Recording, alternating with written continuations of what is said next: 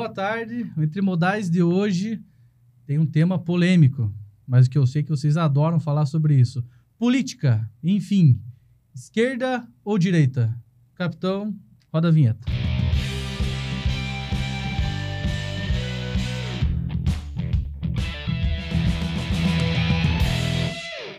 E para falar sobre esse tema, né, eu tive que montar uma seleção aqui. Maurício, que você já está acostumado, é host e rosto desse podcast. Maurício e aí, tudo bem? Comigo. Entusiasta de política, a gente conversa bastante sobre isso, né, Maurício? Política é uma coisa que não adianta você pensar, não gosto e tudo mais. Você é diretamente afetado por isso. Então a gente precisa aprender como A pior escolha é ignorar, que você precisa conhecer sobre isso. Exatamente. Estou aqui com o Paulo também, como dizem aqui no Corredor da KM, meu pai de todos. Pai de todos. Não é tudo isso, não, né? Mas é um assunto interessante. Eu acho que, como o Maurício falou, envolve todo mundo. E a gente tem que sempre estar, pelo menos, aprendendo sempre sobre política e repassando os conhecimentos que a gente tem, né? Eu tô aqui mais como ouvinte hoje, né? E também aqui conosco, nosso convidado, o professor Carlos, que é professor de Filosofia Política, Ética e Educação. É formado em Filosofia e Pedagogia aqui na UEPG e doutor em Educação pela Unicamp. Eu achei incrível o título da tese do professor Carlos lá na Unicamp, A Ideia de República Mundial e a Educação Moral de Senso Cosmopolita em... Otto Friedhoff. Otto Friedhoff. Então, eu tive que ler 7 vezes essa frase e pedir ajuda pro Google para conseguir. Eu demorei entender 15 minutos para entender o título. A ideia. O título.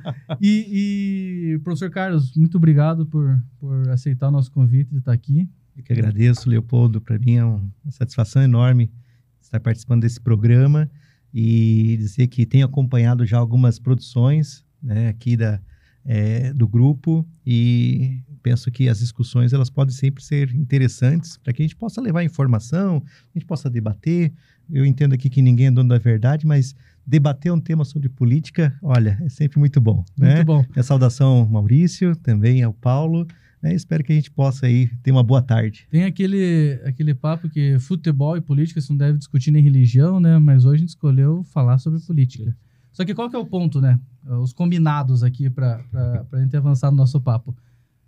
Se você está achando que nesse vídeo a gente vai falar para você, não, você tem que ser de direita ou tem que ser de esquerda, não termine de assistir. O que a gente está fazendo aqui é fazer um resgate histórico, né, professor? Que o professor Carlos vai nos ajudar. Entender os conceitos. Quando você fala que é de esquerda, de direita, o que você quer dizer com isso? O que isso tem a ver com comportamento, com atitude enfim, e como hoje no Brasil parece que você escolher um desses dois lados, parece que você está escolhendo entre Palmeiras e Corinthians, né? Eu acho que é interessante esquecer a eleição, esquecer o cenário brasileiro hoje, que é super polarizado, e entender esses conceitos antes de mais nada, né? Legal. Acho que o próprio Maurício colocou aqui uma questão bem interessante, quando ele nos fala que, olha, todo mundo vive a política, né? E quando a gente pensa em política, você está falando já de um aspecto que envolve a vida de todo mundo. Né? Todo mundo, de uma certa maneira, que se encontra no mundo, está fazendo política ou está colaborando para um fazer político, né, que é expressão de uma vontade externa a ele mesmo. Então, nesse sentido, todos nós somos sujeitos políticos, nascemos já num contexto. Você nasce sujeito biológico e imediatamente quando você vai fazer ao seu pai, a sua mãe, né, alguém vai fazer a sua certidão de nascimento, você já se torna não só sujeito biológico, mas cidadão político. Então, nesse sentido, a política e os direitos que envolvem a ideia de cidadania estão inerentes a cada sujeito, a cada pessoa, né? Uma coisa, Carlos, que você falando assim, é engraçado, né? Porque até o ambiente que a gente vive há muitos anos, no Brasil especificamente, quando assim, às vezes a gente tá aqui no trabalho, articula alguma coisa, faz uma negociação, fala assim, pô, Leopoldo, você é político. Fala assim, vaze, né? Parece que é pejorativo, né? Sim.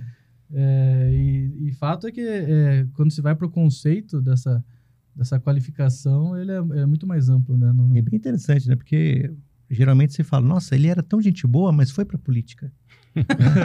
Estragou, rapaz. Parece que estragou, rapaz, né? Parece que você se sujou, você deixou de ser um ótimo empresário, você deixou de ser um ótimo intelectual, um ótimo professor, porque agora você entrou na política, né?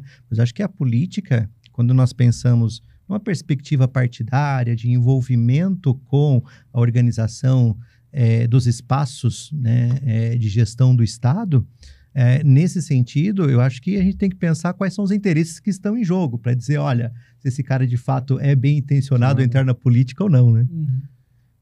Eu até conversava esses dias com um amigo meu, com meu primo, com o Gustavo, e ele me falava assim que na filosofia de Platão, se não estou enganado, ele fala que o mais apto a governar é aquele que menos deseja, mas o faz por dever, né?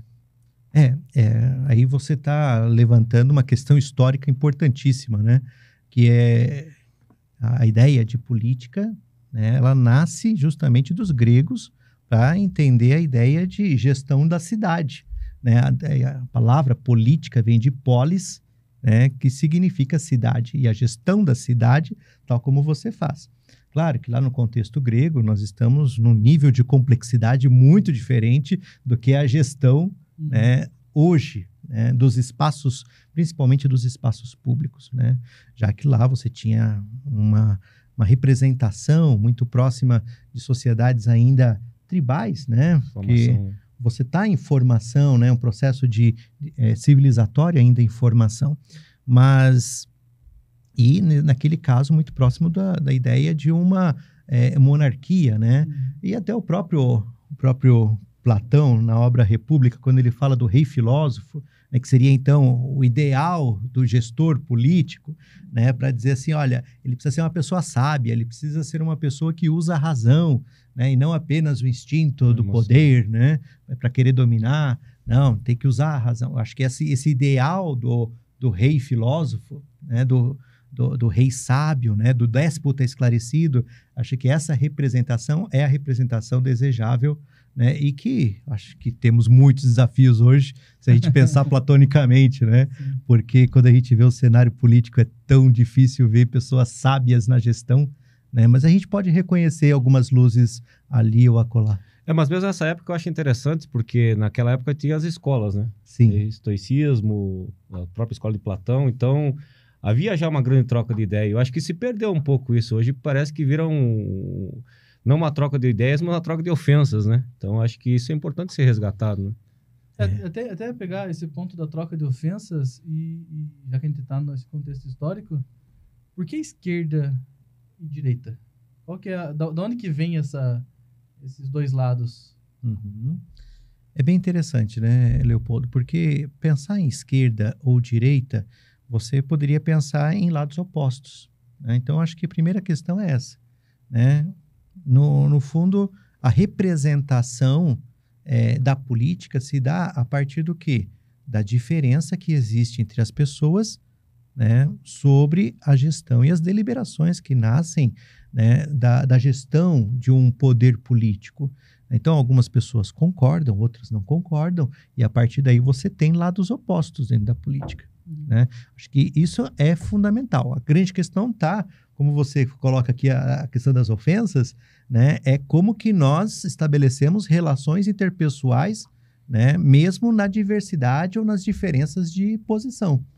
Né? Então, se requer, né, para toda a política uma certa ética, né? E ética na política hoje é algo bastante problemático, às vezes a gente reconhecer, né? Mas se você não tiver ética, você não tem uma boa política, né? Acho que essa é a grande questão, ter a boa política. O próprio Papa Francisco ele fala bastante sobre isso, né? Todos nós temos que nos envolver com a política, mas temos também que fazer aquela boa política que é aquela que está preocupada com o bem comum, com uma vida melhor para todas as pessoas. Todos nós queremos viver, nós podemos viver bem se, pela ideia de bem, vivemos eticamente e vivemos também em prol de um projeto de sociedade. E aí que entra a política. A política entra para tornar material os princípios da ética. Agora, as pessoas nascem éticas? Não nascem éticas. Elas precisam se formar para a vida ética. E aí que entra a educação. Então, quando você fala aqui da minha tese, né, o que eu apresento na tese de doutorado? Né, princípios pedagógicos, princípios educativos que precisam ser valorizados, transmitidos, repassados, para que a gente tenha um ideal de vida pública. E isso em nível mundial. Porque senão, do contrário, o que tem? Pessoas cada vez mais preocupadas com seus interesses privados. Quando o interesse privado ele é altamente dimensionado, o que acontece? Você corre o grande risco de cair no egoísmo e a preocupação da pessoa somente consigo mesma. Acho que a política, ela nasce, ou o interesse político deveria nascer justamente em fazer algo para os outros, né? Então, acho que independente de esquerda ou direita, então acho que o primeiro alerta que a gente tem é que se a gente identificar que tem algum interesse privado muito evidente, pode ser que isso gere problemas na atitude daquele político. Na atitude, né? Porque aí o que você vê, né? Muitas vezes o atendimento dos seus próprios interesses em detrimento dos outros. Né? E não o atendimento dos interesses para quê? Para o bem comum. Né? Eu acho que é aí que está a questão. Né? E algo que é bem importante, né? A gente também dizer, o que é esse bem comum? Né? É o que atende o interesse público, o interesse coletivo de todos. Aquilo que pode ser reconhecido, né, como um direito que não privilegia apenas uma classe, mas que busca atender todos, né, com certa isonomia, com certo equilíbrio, né, com princípios. E aí nós temos um princípio que é fundamental na nossa Constituição, lá no artigo 5º, né, que é o princípio da igualdade entre as pessoas. Né? E como que nós fazemos para que haja, de fato, essa mesma igualdade? São desafios enormes, né, para a vida pública. Né? Então, falar de política ela é bastante complicado. Por quê? Porque envolve uma série de condições elementares para não só falar, mas para tornar prática a própria vida política. Mas isso é complicado, né? Porque eu acho que a gente é tão desigual, né, em termos de individualidade, mas a política está acima disso, né? Eu acho que ela está no interesse coletivo, quando você tem que ter um propósito comum, né? E de longo prazo, que é muito difícil em qualquer negócio. Até num casamento é difícil, porque você tem que ter um planejamento de longo prazo. Tem. E isso para as pessoas, eu acho que é onde que complica um pouco, né? Porque a gente é muito imediatista, né? E isso vai se confundindo com o passado, vai esquecendo os propósitos, digamos assim. Né? Sim. E aí que tá, né? Veja como nós somos sujeitos políticos e realizamos política em todos os espaços. Até lá dentro de casa a gente pode fazer política. Né? Você acabou de falar aqui, né, Leopoldo? Você tratou em uma determinada situação que envolveu um perfil político para poder resolver essa situação. Por quê? Né? O que é fazer a política e muitas vezes a boa política? É você ter a capacidade, né?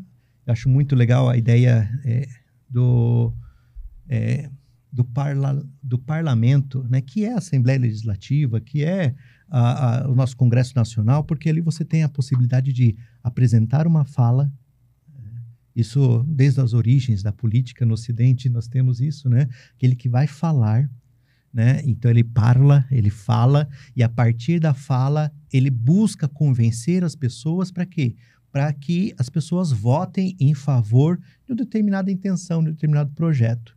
Né? É isso que é a política. Então, quando você está fazendo no microfísico, né? Quer dizer, no espaço lá da família, no espaço do teu trabalho, né? Lá na tua empresa, né? Lá na universidade, o que nós fazemos muitas vezes? Né? A micropolítica também. Você apresenta a sua fala, você busca o convencimento, você apresenta os seus argumentos. A grande questão é se nós racionalmente reconhecemos o argumento do outro. Para quê? Para poder deliberar corretamente. Né? Às vezes não é um reconhecimento racional. Às vezes, mas eu posso receber um favor em troca, posso receber alguma vantagem, alguma questão assim. Então, essa vivência política é que a gente precisa amadurecer, desenvolver. Né? Porque a gente se torna melhor nesse processo à medida que nós praticamos essa própria prática política.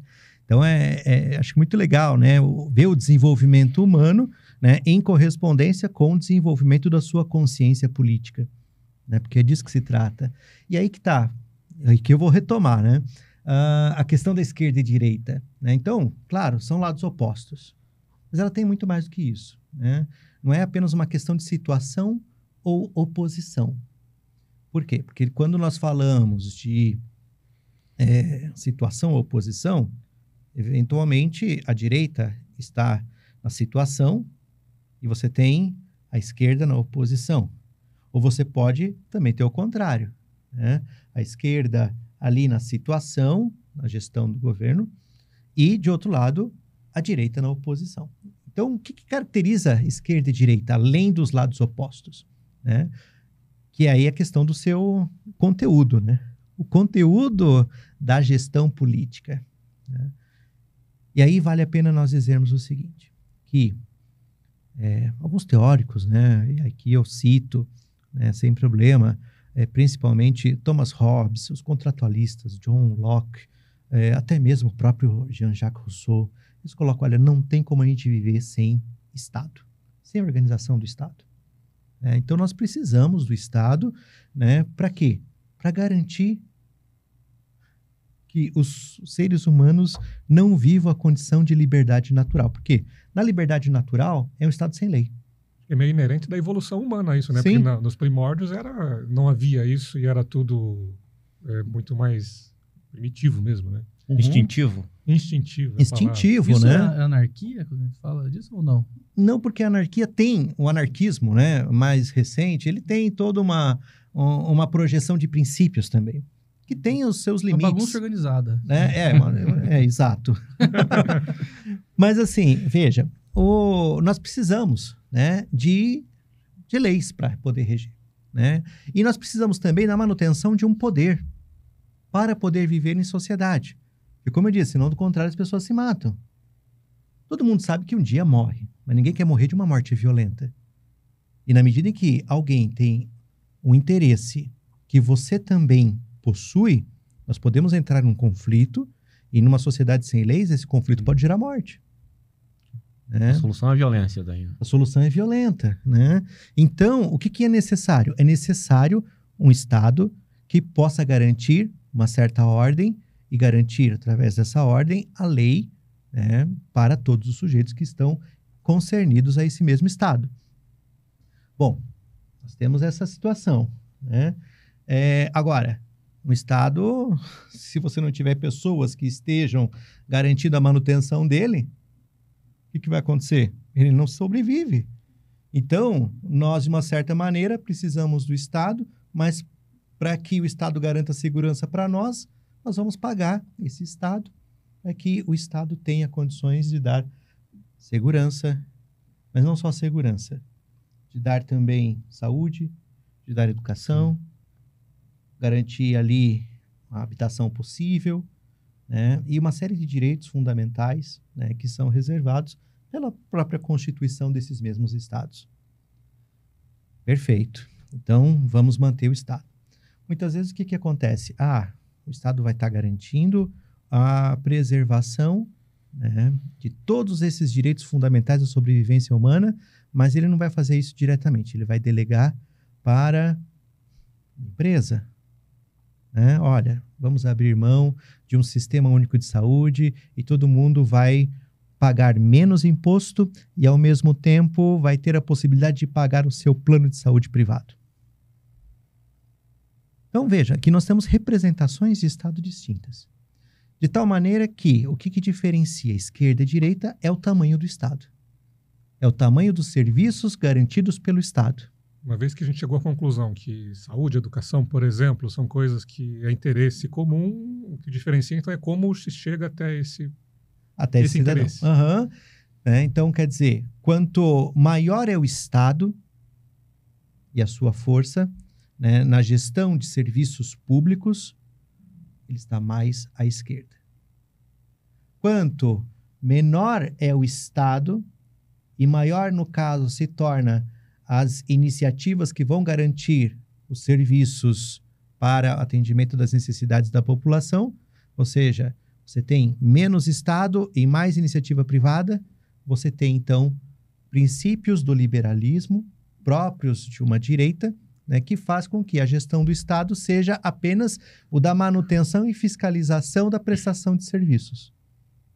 Tá? Então, você tem um Estado mais à direita. Me permita, mas para mim, assim, quando a gente fala em educação, saúde, sei lá, segurança, isso para mim é claro pro Estado. entendeu? Me parece que faz todo sentido ter uma ordem geral. Mas quando a gente entra numa seara um pouco mais focal, por exemplo, rodovias, por exemplo. O Estado tem que fazer a gestão de malha rodoviária, estrutural. Eu acho que um Estado muito gigante ele é muito difícil de administrar, né? Tudo que há o gigantismo, vamos pegar agora o exemplo do Brasil, né? Que é um continente, né? É muito difícil você polarizar e botar, eu acho que essa gestão de todos esses detalhes que envolvem um ecossistema como um país que nem o nosso, na mão de um governo. Me parece que tem uma complexidade muito grande nisso, né? Sim. Acho que aqui é um assunto bem privilegiado, né? Um ambiente bem privilegiado para a gente falar de gestão de rodovias, por exemplo. Porque né? é que eu falo, quando que você fala em saúde, habitação também, se você for pensar, seria mais a educação, para mim, acho que tem que ser gerida por um propósito maior que é o Estado, né? Mas em outras searas, vamos na polêmica do combustível agora que a gente tem, né? Uhum. Do monopólio e tudo mais. Eu acho que isso fica muito difícil você fazer uma gestão nas dimensões que é o tamanho de um Estado que nem o Brasil, né? De um país que nem o Brasil. Nós teríamos, por exemplo, na gestão de rodovias, ou a manutenção do Estado, ou a manutenção da iniciativa privada. É o caso das concessões. Sim. Né? E nós atendemos hoje políticas de concessões como gestão privada das rodovias. Né? Agora, veja como é importante o Estado. Se você não tiver uma intervenção, né, do direito público sobre os interesses privados, você pode correr o grande risco de ter uma rodovia que vai ter cobrança abusiva do pedágio. Certo. Né? Então, aqui nós temos um dilema, né? E esse dilema que é bem complicado, porque o gestor da rodovia privada não quer essa intervenção.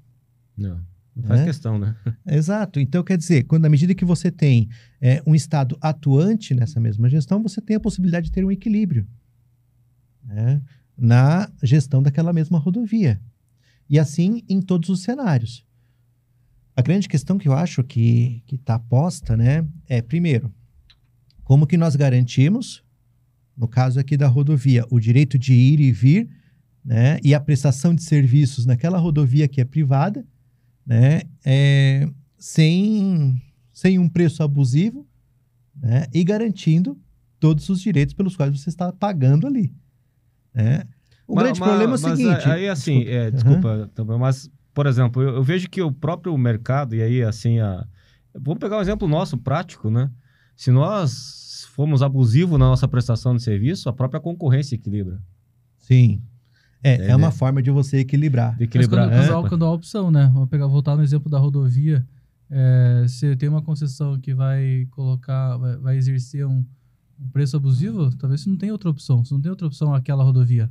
Né? Então, eu acho que esse tipo de fiscal... No nosso caso, se a gente começar a cobrar um absurdo pela nossa tecnologia, vai ser, beleza, você não vale isso, vou comprar o do lado. Numa situação mais elementar, como uma rodovia, que eu não tenho opção em alguns casos, eu acho que a fiscalização ou a operação... A atuação do Estado ela é importante nesse ponto de...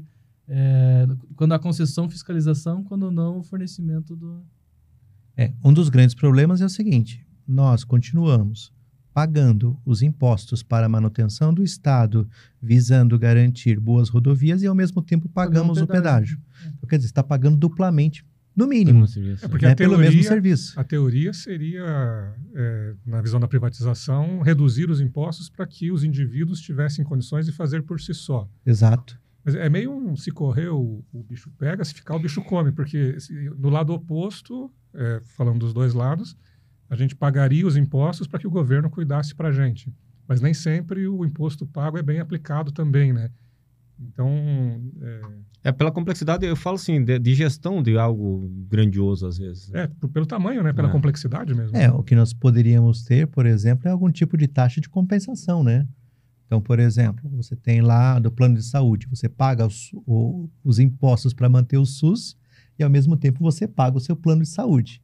O que você tem depois? Uma compensação lá no teu imposto de renda relativo ao pagamento dos impostos de saúde. Ainda não é o suficiente, mas ajuda. Ajuda, né? É a mesma coisa na área de educação. A mesma coisa poderia ser em outros serviços também, entre eles o próprio transporte. E, Carlos, assim, quando você olha, a gente tá falando de Estado, né? Estado forte, Estado grande, Estado pequeno. Mas quando você olha para os extremos, parece que eles, ao invés de ficarem mais distantes, eles ficam mais próximos, né? Quando você olha para a extrema-direita, o que é o extrema-direita? Sei lá, o nazismo, Estado forte. Uhum. Aí você olha para a extrema-esquerda, comunismo, Estado forte. Uhum. Então, acho que é bem importante a gente fazer aqui algumas menções, né? Já que você está falando de nazismo e comunismo, né? Claro, historicamente, nós vamos verificar o nazismo como um Estado militarizado, né? Para quê? Para exercer um certo controle dos princípios que orientam aquela concepção de Estado.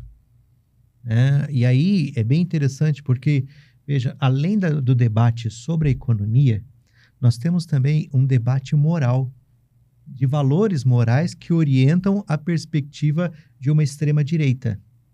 Tá? Então, por exemplo, geralmente, como também são os da extrema-esquerda, são orientações políticas muito voltadas para os símbolos nacionais, para uma postura mais conservadora da vida moral do sujeito, né? Muitas vezes tem uma perspectiva religiosa da sua atuação no mundo e também no mundo político. Então, são características que orientam esse tipo de orientação mais, digamos assim, radical. Por quê? Porque vai a um extremo. Tá? Vai a um extremo.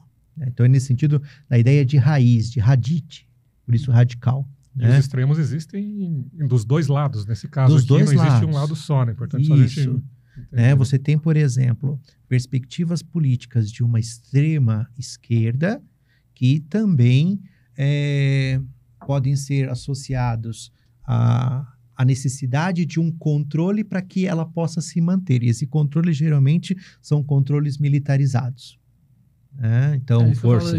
Ele acaba tendo similaridades nos dois radicais, né? Formalmente, sim. Só muda a ideia de valores morais, do ponto de vista do conteúdo, e do papel econômico também. O autoritarismo está nos dois radicais. Certo? Sim, sim. A antiglobalização está nos dois radicais.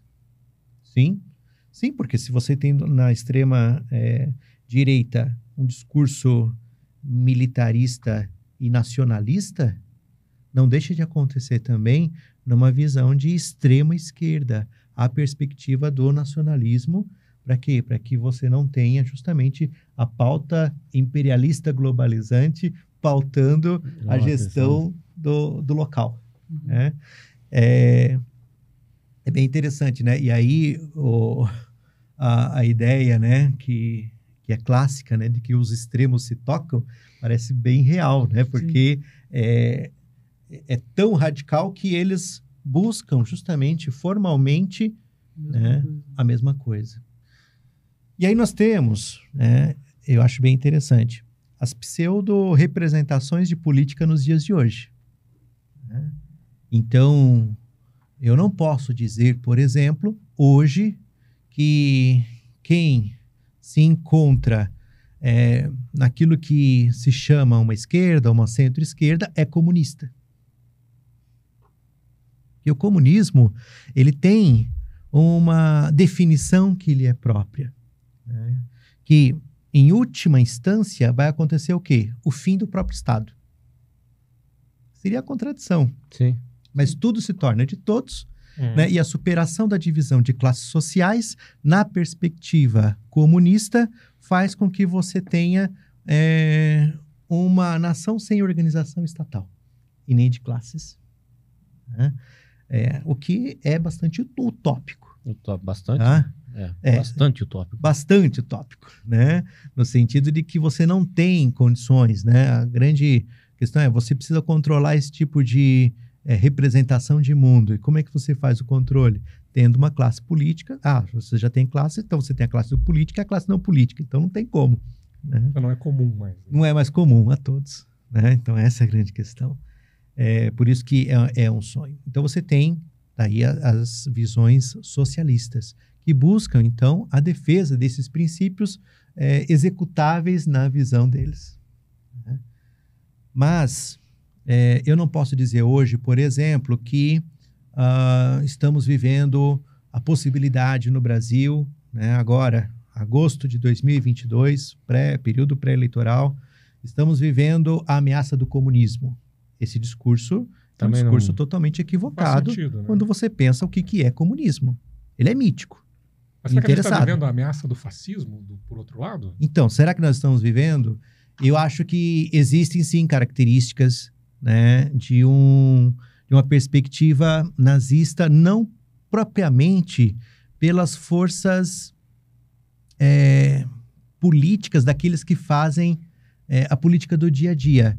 Mas você tem, por exemplo, visões autoritárias quando criticam o viés da democracia, quando criticam, né, a estabilidade do próprio sistema político brasileiro. Né? Aí você vê, né, o fascismo. Quando você tem as representações de que existe alguém escolhido que vai salvar a humanidade. Uhum. E aí, nesse sentido, Maurício, você tem fascismo de direita e fascismo de esquerda. Tá? Porque qualquer discurso messiânico, né, salvacionista, dos dois lados, né, e do nós contra eles, vai cair no final, né, nessas representações que não ajudam em nada para a vivência da boa política, como nós falamos no começo. Perfeito. E eu estudei um pouquinho antes aqui sobre a origem do esquerda e direita e parece que começou a ser mais usado isso lá na Revolução Francesa, né? Lá em 1780 e alguma coisa. 1789, exatamente. Mas uma época que, teoricamente, nós deveríamos estar como humanidade muito mais evoluídos hoje, né? Uma época muito mais violenta, né? Como, para usar o termo que você colocou ali. Um outro ponto histórico que eu acho que foi um pouco marcante foi a queda do Muro de Berlim, onde a gente tinha uma cidade ali dividida entre dois modelos. Hoje, você falou de estar mais ao centro, muito mais parecidas as coisas ou ainda faz sentido ter essa classificação de esquerda-direita? Ou já não dá para identificar mais isso em dois lados? Olha, existem dois lados, né? Mas de dois lados que também se declinam em vários ramos, digamos assim, né?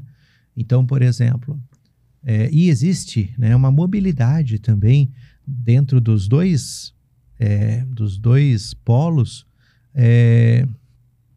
da constituição ideológica dos próprios partidos.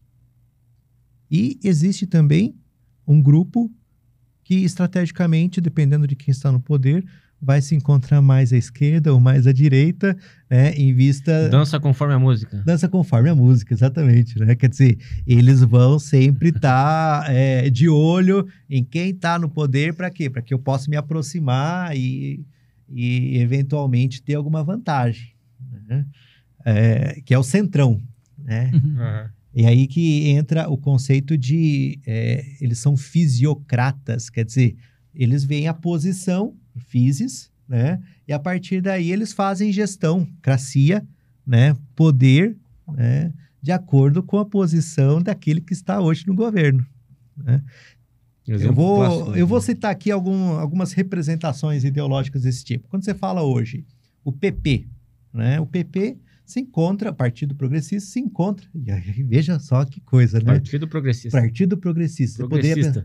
Progressista, quer dizer, os caras estão pensando, né, no movimento, né, em crescimento. Também eles deveriam estar pensando ideologicamente, né, em valorizar a democracia, as representações de Estado mais próximas da esquerda, mas hoje eles estão, né, do ponto de vista fisiocrata, mais próximo da base do governo, que é um governo de direita, né? Assim como também tem as representações de uma direita mais conservadora ainda, né, dentro de alguns partidos políticos, por exemplo, o próprio PROS, né, o PMN, partidos que hoje teria assim, uma representação muito mais conservadora e que se encontram na base do atual governo. Mas você vê também que, vamos pegar aqui, o PV. No PV, no Partido Verde, hoje é base de apoio do candidato do ex-presidente Lula, e ao mesmo tempo você vê o quê? Alguns ex-deputados que votaram pelo PV no impeachment da ex-presidente Dilma. Né? E o que nós percebemos hoje em dia? Falta de coerência ideológica em relação às legendas políticas, tais como elas se apresentam. Quer dizer, ninguém mais hoje, tirando os extremos, e por que os extremos ainda têm a sua função? Né? Porque eles procuram manter alguma coerência, mesmo que na radicalidade. Né? E quanto mais próximo ao centro, mais fisiocrata você se torna. É muito interessante quando você vê, na semana anterior, o próprio grupo, né, do ex-presidente Lula, né, estabelecendo um diálogo com o Bivar da aliança e que é a representação da junção entre o PSL e o DEM, expressões políticas de extrema-direita. Parece que as siglas elas viraram mais ferramenta para ver onde é mais fácil se eleger ou coligar do que efetivamente ideologia. Exato. E aí a política ela se empobrece bastante, né? Sim. Se empobrece bastante. E é bem interessante, né? Porque você vê, hoje, quando a gente fala de Partido dos Trabalhadores, de PT, né? O PT, né, claro, elegeu, tem uma boa parte das pessoas do PT que tem uma identidade de militância ideológica, de esquerda, né? Mas quando você vê o PT na gestão, principalmente na primeira gestão do governo Lula, né, você vê aqui a consolidação de alguns princípios que orientam o próprio neoliberalismo. Vamos pegar aqui, por exemplo, o FIES, Financiamento do Ensino Superior, programa mantido, né, pelo governo Lula, e que é uma forma de você fazer financiamento na forma de empréstimos para que um estudante possa fazer a sua faculdade. Com tudo aquilo que é representação de um regime neoliberal, de uma economia que está associada à ideia de direita. Isso só para citar um exemplo. Poderíamos falar de vários outros exemplos sobre a economia neoliberal dentro do governo Lula. Né? E aí que eu acho que é interessante, né, nós pensarmos o seguinte: quem se encontra hoje no governo precisa pensar em governo para todos. Até Carlos, assim, nesse mesmo aspecto, a gente olha ações recentes da direita, do governo Bolsonaro, com um programa social para motorista de caminhão, por exemplo, uma coisa que a gente vencer nosso meio. Seria esse tipo de programa seria caracteristicamente uma ação de esquerda? Sim, de uma certa maneira né? Você tem aqui uma política compensatória visando produzir algum tipo de benefício, seja através de uma bolsa, seja através aqui de uma renda, né, para que você dê condições, né, para o sujeito superar os seus desafios. Na pandemia nós vimos muito isso, né, para diferentes classes, né. Hoje mesmo foi aprovado agora um auxílio, um apoio para os taxistas também, né, e que, claro, faz muita diferença.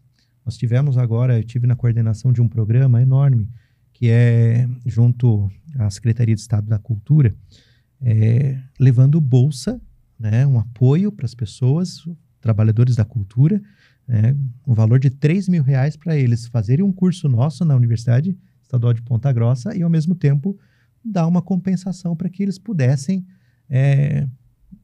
sobreviver, né, frente à pandemia. O setor cultural foi um setor muito afetado durante a pandemia. Então, o que esse tipo de política é? É uma política compensatória, é uma política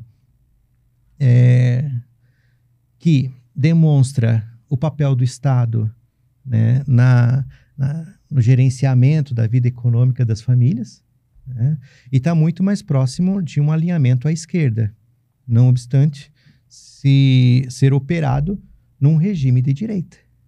Né? Isso, eu acho que esse equilíbrio, né, que eu acho que essa palavra deveria aparecer mais nas discussões políticas, ele também é promovido pelo parlamento, né? Porque, dado que não existe um autoritarismo, tem uma estrutura democrática, o parlamento ajuda a equilibrar isso, né? Não é tudo que um fala, o outro fala, falou, tá falado, né? Tem todo um processo até que isso seja aprovado ou seja executado, né? Bem legal você falar do parlamento, né? Porque, assim, nós temos um dos princípios, né, constitucionais ali na Carta Magna que nos coloca: todo o poder emana de quem? Do povo. Né? E quando nós, hoje, e somos críticos a isso, vemos o que é o Congresso Nacional, ali você tem as vozes do povo, a vontade do povo. Né? Eleito democraticamente. Eleito democraticamente. Né? Claro que a gente pensa, mas que democracia é essa? Né? Existem 2 conceitos de democracia que são bem interessantes. Uma democracia, essa representação, acho que a gente precisa defender, gente. Né? Ainda é melhor viver sob esse regime de democracia, mesmo que mal representado, do que viver sob uma ditadura que pode ser ainda pior em relação ao reconhecimento da vontade da população. Né? Que não há escolha, né? Isso. Apoiar a democracia para nós é fundamental. Né? Eu acho que nesse sentido a gente precisa unir vozes de todos. Né? Porque ainda é melhor você ter a possibilidade de debater lá com o teu colega, né, com o teu familiar, né, com muita liberdade, né, e apresentar os seus posicionamentos, do que viver num regime em que eu não admito a convivência com o diferente. E aí digo, o diferente precisa ser aniquilado, precisa ser acabado, como aconteceu agora em Foz do Iguaçu. Né? Quer dizer, é uma postura absolutamente autoritária. E aí a gente pergunta, quem tem direito a ter a última palavra? Especialmente quando se fala em política, quando se fala em projetos de sociedade. Não há debate de ideias. Né? Não, a gente precisa debater e chegar a uma conclusão, chegar, né, a um encaminhamento. É que quando alguém começa a discutir, saca uma arma, independente seja esquerda ou direita, tá errado, né? Perdeu a razão. Tá indo contra o processo democrático ainda. E se você matou o outro e ainda vai e dá chute no outro, como aconteceu agora recentemente, também tá errado, né? Tá errado. Também tá errado. Eu acho que isso só empobrece o ambiente democrático, né? Exato. Esse é um exemplo a não ser seguido por ninguém, né? O problema é que isso gera uma discussão, que é o que a gente vê, e até é um dos motivos para a gente estar aqui conversando, para gerar esclarecimento sobre isso. Gera uma discussão que parece torcida de futebol, né? Ao invés de estar discutindo ideias, projetos, como que a gente propósitos, promove o bem comum, ou não. Então, ao invés de discutir, eu tenho um posicionamento diferente do teu, mas a gente tem o mesmo objetivo, a gente quer chegar no mesmo lugar, só que são caminhos diferentes. Não, a gente virou, sou eu contra você e só um dos dois vai parar em pé, entendeu? É isso que hoje é complicado, e ao mesmo tempo, né? você vê que é interessante isso, porque tem um discurso sobre respeito, diversidade, não sei o que lá, e quando você vê assuntos básicos como esse, tão distorcidos, né? Totalmente distorcidos. Esses dias, há um mês atrás, eu estive em Brasília, né, participando de uma reunião no Ministério da Educação, e aí, na sequência, fui jantar com o nosso reitor, o professor Miguel Sanches, e também com o deputado aqui da nossa região. E aí, estávamos ali no restaurante e, de repente, ao céu aberto, de repente, 2 mesas começaram a xingar o outro. E aí nós conversávamos lá. O cenário está muito preocupante daqui para frente. Né? Por quê? Porque as pessoas estão bastante afetadas. Emocionadas. Elas estão, assim, a ponto de ir, de fato, para não só o conflito de ideias, mas para o confronto das ideias. Eu acho que é muito pior. Né? E aí, de fato, não tem diálogo. Não tem diálogo algum. Então, é um cenário em que, nesse caso, a democracia está ameaçada. Por quê? Porque não tem a possibilidade de reconhecimento da vontade da maioria. Seja para um projeto ou para o outro. Seja para um projeto em que a direita, numa perspectiva de uma democracia liberal, possa vencer, ou a esquerda, numa perspectiva de democracia social, possa vencer. Né? Eu falei aqui de democracia social. A gente acabou de falar. Veja como essa questão da ideologia dos partidos hoje perdeu totalmente, né? Um partido que tem aqui o nome de Democracia Social, PSDB, né? Partido da Social Democracia Brasileira, né? É um partido que você não vê de fato social-democracia, mas vê muito mais na gestão uma perspectiva liberal do que social-democrata. Né? Confunde, né? Se confunde. E é isso que nós temos percebido, né? E aí a crítica, né? A forma de gestão do sistema político brasileiro, com tantas siglas partidárias que se torna muito mais, né? Um cantinho para que você possa ali apresentar suas ideias e tentar se projetar, do que propriamente uma representação de um poder político. Vamos pegar assim, esse ponto é interessante para mim.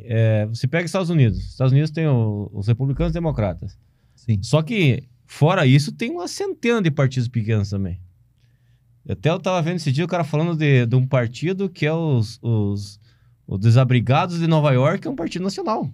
Não, então, quer dizer, eu acho que o constituir o partido eu não vejo problema. O problema é que é essa questão dessa fisiocracia que você falou, né? Que vão se modelando, mas no fim, os Estados Unidos tem esses vários partidos, né? Tem. E no fim, o que acontece? Eles vão, né, se federando, vão se organizando para quê? Para tentar remontar as duas principais perspectivas políticas que são ali apresentadas para a sociedade, né, através das convenções. O que nós precisaríamos pensar, né, no novo cenário da organização político-partidária no Brasil? Talvez rever, né, esses partidos que estão muito mais preocupados, por vezes, no fundão eleitoral do que propriamente na gestão, numa ideia de uma representação, né, de um governo para a sociedade.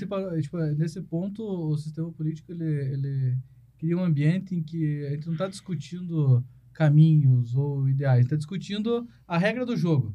Se eu tiver um partido com essa característica, eu tenho acesso a tanto do fundão, tantos votos para me eleger e tal. Então, desconfigura, né, a democracia fica zoada. Mas a percepção, para mim, é isso, quem causa é a própria população, né? Porque se nós aqui hoje decidimos abrir um partido, eu acho que teria que ser direito na democracia, entendeu? Se você cercear isso, não é um país democrático, né? Agora, o problema é que as pessoas confundem isso e distorcem. E aí a solução, para mim, ela tá um passo antes, né? Tá na percepção, eu acho que no difundir, no educar, tudo isso que a gente tem que criar como característica de princípios e valores para ir, por qualquer sistema que você for colocar, ele não vai dar certo. No meu ponto de vista, qualquer sistema que você for colocar quando as pessoas não tiverem o real entendimento e conhecimento daquilo, ele não vai dar certo. Entendeu? Eu penso que alguns partidos políticos é muito mais, às vezes, um subprograma de um partido do que propriamente um partido. Né? Por isso que ter um certo controle para que você tenha as condições de reconhecimento do partido no Tribunal Superior Eleitoral é fundamental. Né? Senão qualquer um aqui... Estabelecer regra do jogo. Exato, né? Tem que estabelecer regra do jogo. Né? O problema é que não somente o TSE é quem estabelece as regras do jogo. Né? A própria classe política, que é a maior interessada, também estabelece essas regras. Né? E aí, é claro, ele vai estabelecer as regras de acordo com os seus interesses. E aí é muito interessante, né? Porque, veja, debate sobre fundão eleitoral. Né? Claro, gente, democracia custa. Né? Ela custa. Né? Agora, será que precisa todo esse custeio assim? Né? Aí a questão dos controles, né? Dos diferentes organismos de controle se faz cada vez mais necessário. Né? Agora, na hora de chegar a um acordo sobre o fundão, esquerda e direita votam juntos. Eles se matam entre eles, né? Nas suas diferenças. Mas aqui existe um interesse comum bastante interessante e viável, né? Para as suas pretensões. Não, na hora. Na hora, uma convergência de ideias. Então, por isso, gente, nós temos que... Essa é uma mensagem importante, né? cuidar muito, porque às vezes a gente se mata entre nós, né, sobre questões que às vezes a classe dos políticos não se matam tanto assim, né? Então a gente tem que tomar muito cuidado, né, ao pensar a ideia de ter um político de estimação. Não é bem por aí, temos que raciocinar melhor, temos que ter uma opinião política qualificada, temos que ler boas informações, né? Não dá para escutar, né, mesmo rádio, mesmo TV, não é tudo aquilo que muitas vezes é transmitido em diferentes programas, ter um certo critério para escolher a boa mídia, né, para que possa formar uma opinião qualificada, porque senso comum da política, como senso comum em todas as áreas que nós convivemos, existe bastante. Eu acho que principalmente também ter uma mente aberta, né? Porque às vezes você cria uma convicção e não quer mudar aquilo. Então acho que escutar e ter esse discernimento de buscar fontes, escutar outras fontes também é importante, né? Como é que você vai ter diálogo se você não tem abertura? Se você não tem abertura.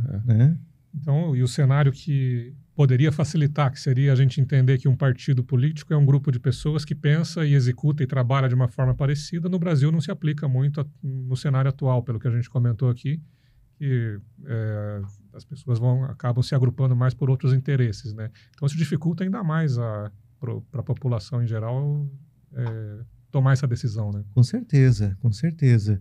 E como a gente estava falando de mídia, né? As estratégias midiáticas fazem com que, por exemplo, hoje 70% da mídia que é aprovada pelas agências do Ministério da Comunicação, né, para serem hoje efetivadas, boa parte delas está na mão de políticos. Para quê? Para formar a opinião das pessoas de acordo com a sua própria perspectiva. Né? Aquela ideia de que, olha, gente, existe mídia neutra? Não existe. Todo mundo tem sempre o interesse. E é importante que tenha. A questão é ver se esse interesse está associado ao bem público, né, ou não. Quando a gente vê, por exemplo, um programa como esse aqui, não é porque eu estou aqui, né, mas ele está, acho que, fazendo um serviço de prestação, uma prestação de serviço para o bem público fundamental. Né? E nesse sentido, aqui eu saúdo e louvo a iniciativa. Legal. Muito bom, gente. É uma aula, estou aprendendo aqui. O que vocês me falam mais aí? O que tem de dúvida, Paulo? Aquela cabeluda aqui. Cabeluda.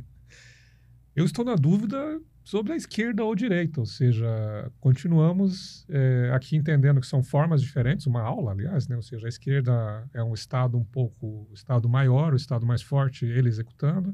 A direita, a teoria seria que fosse mais aos indivíduos executando por si só. Mas chegamos a uma conclusão de que os próprios políticos não se reúnem mais com base nas suas convicções filosóficas aí. Então continuamos na dúvida, né? Esquerda ou direita? Então, como eu já baixei a expectativa no começo, eu não ia responder se é esquerda ou direita. Não tem certo e errado. A ideia é entender essas diferenças e como o Carlos falou, a minha preocupação é quando a gente toma um posicionamento que a gente saiba do que a gente está falando, né? Saiba o que a gente está escolhendo e principalmente que eu entendo que isso é uma escolha de meio, dado que os objetivos, eles olham para uma Constituição, olham para o bem comum e quando eu escolho entre esquerda e direita, eu estou normalmente escolhendo o meio pelo qual eu vou chegar nesse objetivo. Mas Carlos, na tua opinião, assim, para a democracia, essa transição de períodos de esquerda e direita no governo, ela é salutar? Não? Olha, porque, assim, se for pegar um ideal, vamos pegar 20 anos de esquerda, 40 anos de direita, ou é melhor a gente estar transacionando entre um estilo, digamos, um ideal ou outro, para trazer esse equilíbrio? Para a organização da vida das pessoas, né, as transições, elas são importantes, né, até para a manutenção do próprio sistema, mas não transições tão radicais, né, em vista de ter uma certa estabilidade e a manutenção da sobrevivência. Né? Não acaba não tendo continuidade em nenhum dos dois modelos. Sim, né? Sim. Eu acho que é bem importante e eu acho que, olha, fundamental, né? Hoje, nós vivemos numa sociedade, vamos pensar aqui a sociedade brasileira especificamente, né? Com uma desigualdade social muito grande. Né? Então, frente a isso, o que nós precisamos ter? Né? fundamentalmente, esforços conjuntos entre o Estado e também o empresariado, a iniciativa privada, para que juntos possam atuar na geração de postos de trabalho, de renda, de formação, para que a população como um todo possa melhorar o seu nível de vida e o país possa crescer.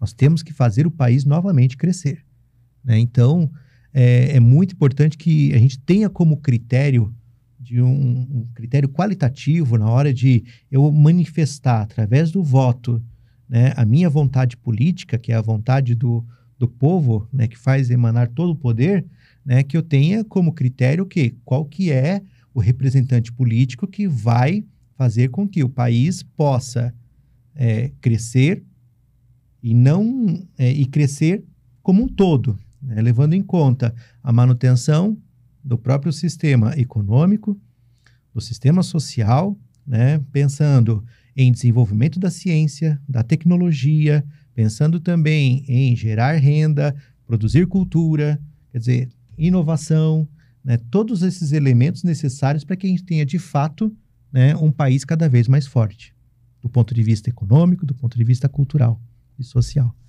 Então, essas questões acho que são fundamentais para nós, né, para que você tenha condições de ter um voto de qualidade. Legal. Porque daí, no caso da democracia, não é só a vontade da maioria, né? Quer dizer, é uma vontade representativa da maioria, né? Quer dizer, não é apenas uma decisão quantitativa da maioria dos votos, é uma decisão qualitativa da maioria dos votos. Nós precisamos pensar em projeto de sociedade hoje. Projeto de sociedade. Pô, eu tenho uma pergunta. Essa é cabeluda e é mais assim, sempre fiquei na dúvida. Porque nós temos 3 poderes no Brasil, né? Uhum. O parlamento, o executivo e o judiciário. Sim. Nós escolhemos 2. Por que não o terceiro não é escolhido pelo povo? Falta de conhecimento em geral, sei lá. Por que a decisão do judiciário é sempre decidida entre o parlamento e o executivo nas indicações? Por que é separado isso? Isso. Então... Faz sentido minha pergunta também, né? Não sei, é só por curiosidade mesmo. Parcialmente ela não é, digamos, deliberada pelo povo, né? Por que eu digo parcialmente? Porque para você se tornar um ministro do Supremo, você precisa ter a validação do Legislativo, a indicação do Executivo e a validação do Legislativo. E a avaliação do Legislativo. Né? Então, quer dizer, o povo está sendo representado. Né, através da validação de um nome. Certo. Mas a questão não é técnica e não é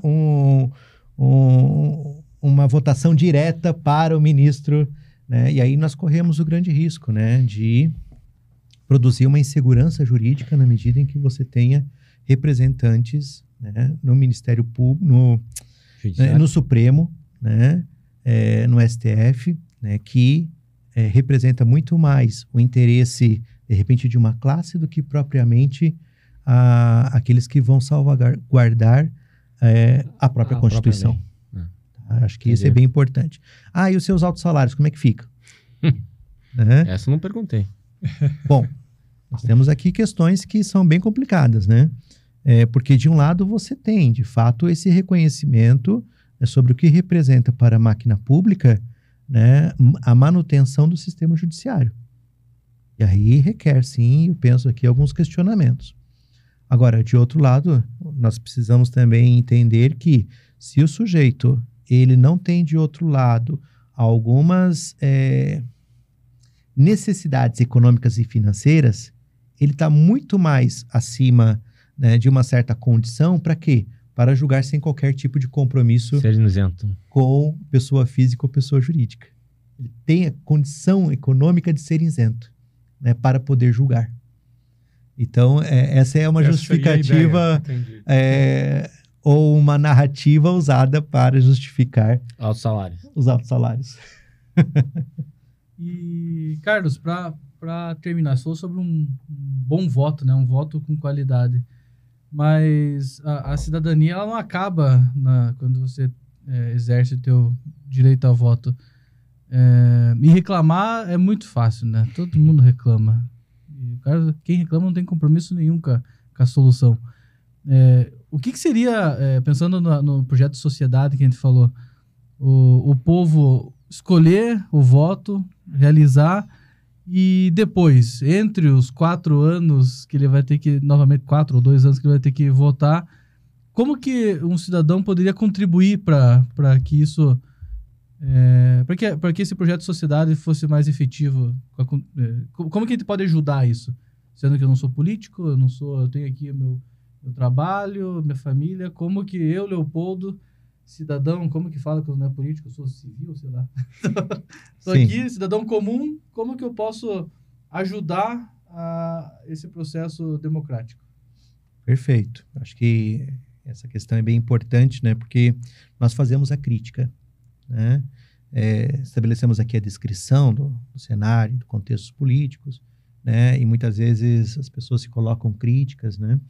E algumas mais críticas ainda. Eu tenho usado geralmente, porque eu também trabalho numa instituição pública, né, em contextos em que existe também diferenças, né, para acontecer as deliberações, né?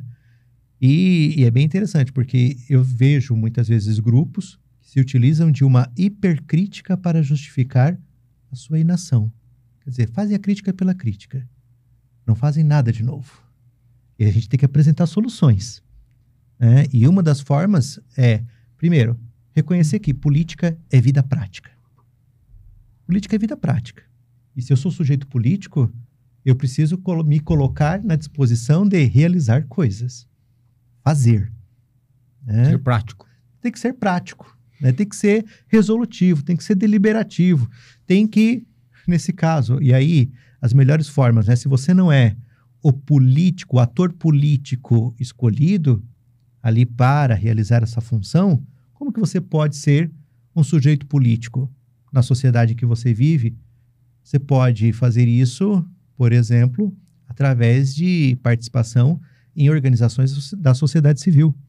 Como você colocou, se eu sou apenas um civil, né, que ações você pode participar, né, na sociedade civil que tenham condições de fazer com que a classe política delibere favoravelmente a um tipo de pleito, né, de solicitação da sociedade civil organizada? Às vezes uma associação de moradores, às vezes uma associação beneficente, né? Às vezes é um clube de mães lá numa comunidade, né? Tantas ações que podem ser realizadas e que são ações políticas, né? Minha esposa, ela participa aqui num grupo, a professora Sandra, aqui na comunidade, que todo mês entrega cestas básicas lá para famílias carentes, né, aqui num bairro aqui perto. E aí, nesse bairro, ela vai lá e também faz algumas visitas, né? Nessas visitas, as mães que vão buscar as cestas básicas precisa fazer terapia, precisa fazer um processo de formação para aprender uma profissão. Quer dizer, você tem um trabalho social que muitas vezes você escuta as pessoas lá na base e faz com que seja possível também uma mediação com a classe política para dizer, olha, nós estamos precisando arrumar uma ponte, arrumar uma rua, né? Quer dizer, isso é fazer a diferença, né, lá na vida das pessoas e fazer política como a constituição da vida prática, fazendo sentido para você mesmo. Então, podemos transformar o nosso meio, né, num meio cada vez melhor, ou indicando soluções? Sim. Né? É aí que a gente faz a diferença na vida pública. E essa é uma boa política, né? Melhor do que ainda, eu penso, né, naquela política que às vezes é feita apenas para as vantagens privadas, né, da vida diária. Entendi. Então, a gente tem como, sendo apenas um civil, apoiar. Eu acho que a maioria não, mas grande parte da galera acha que ele postando no Facebook ou mandando no grupo do WhatsApp, ele tá ajudando, mas normalmente ele não tá, né? Ele tá inflamando ou tá distribuindo informação, às vezes polarizada ou errada. Sim, né? Às vezes não está contribuindo para que, de fato, as pessoas elas possam assumir uma vida pública mais esclarecida, mais emancipada, mais propositiva, mais resolutiva. né? E eu penso que nós precisamos muito hoje, né, sim, de formação. Né? Às vezes a mídia cumpre esse papel formativo, às vezes não também. Né? Aliás, muitas vezes não. Às vezes tem um interesse maior por trás, né? Né? Que a gente vê assim, é muito mais propaganda do que formação. Não é um debate genuíno, né? Não é um debate genuíno, né? É como nós aqui hoje, né? Nós estamos fazendo uma proposição de um debate, né? Claro, eventualmente, numa outra oportunidade, a gente pode até abrir para perguntas, né? Sim. Esclarecer, eventualmente, alguém, né? Eu acho que esse papel formativo, ele é fundamental. Para quê? Para que a gente tenha, aí sim, uma ação de qualidade, né? Um voto de qualidade. E mais, né? Quando você coloca aqui, nós temos que acompanhar o que aquele que nós elegemos está realizando. Né? Porque muitas vezes lá na política, né, da gestão política mesmo, nós votamos e não acompanhamos mais o mandato Sim. do candidato que foi eleito. Delegou a responsabilidade, né? Delargou a responsabilidade e não acompanhou, né? Aí você abriu mão da sua vida política, você se alienou politicamente. Por quê? Porque você deu para ele o direito de fazer as vezes por você. Isso é ser alienado politicamente. Sim. Né? Ou seja, se vai mandar uma mensagem no WhatsApp para cobrar alguém, que seja o político que você mesmo elegeu e colocou lá, né? Ou seja, use as redes sociais dessa forma, mas tem várias formas de participar. Então, Cara, como é que você votou dessa maneira? Né? Quer dizer, é uma forma de você cobrar o sujeito. Sim, com certeza. Né? E hoje está mais fácil nessa aproximação. Acho que hoje a gente tem muito mais... tem políticos que têm essa abertura, né? Tem muitos políticos. E quem não tiver, desconfie. Exatamente. Né? Por quê? Porque o princípio da vida pública é publicidade e transparência. Né? Então, como é que eu faço para poder, de fato, cobrar o sujeito? Se ele não me dá canais de acesso. E nesse sentido, o político não tem opção. Uhum. Ele se tornou público. Sim, ele é agente público. Ele é agente público. Perfeito, gente. Que aula. Maurício, mais alguma coisa? Não, já estou muito feliz com o que aprendi hoje. Não, só aprendemos aqui, né? Paulo, mais alguma? Não, para mim tá... Carlos, muito obrigado pelo teu tempo, pela aula que você deu aqui pra gente e para os nossos companheiros aí que estão nos assistindo. Eu acho que foi bastante importante e que mais gente possa ter acesso a esse tipo de conteúdo para que a gente tenha... Enfim, logo mais a gente vai ter um pleito eleitoral e que isso seja feito com a maior consciência possível. Né? Legal, eu que agradeço mais uma vez o convite, Leopoldo, né? Me coloco à disposição para novas oportunidades, para outros assuntos, né? Para mim é um prazer, né, esse tipo de iniciativa e desejo aí sucesso e uma vida muito feliz para todo mundo. Ótimo. Legal. Valeu. Gente, obrigado. Até semana que vem, compartilha com os amigos aí. Esse vídeo você pode mandar no grupo do WhatsApp da família, tá? Então manda lá que vai todo mundo ficar feliz. Falou, até!